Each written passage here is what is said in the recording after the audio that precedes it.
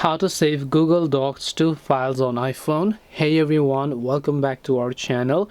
In today's video I will guide you on how you can save Google Docs to the Files app on iPhone, so make sure to watch the video till the end. In order to save Google Docs to files on iPhone, when you open the Google Docs application, you have many of your documents over here, right?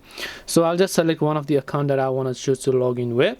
And when I save my documents, let's say I open a certain document, could be a Word file, because the ones are normally in Word file. So when I open that up and let's say I would like to save this, so what I need to put that is just tap the three dots option from the top right.